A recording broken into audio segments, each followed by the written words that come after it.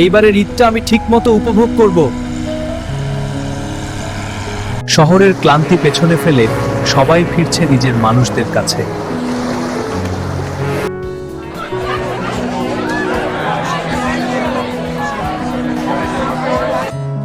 বাবা, তুই আসছিস অবশেষে।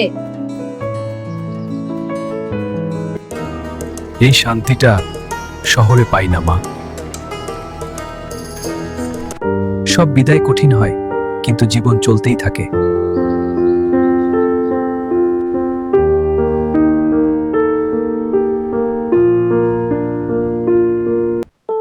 সবাই তো ফিরে যায়, কিন্তু সবাই কি ঠিকমতো পৌঁছায়?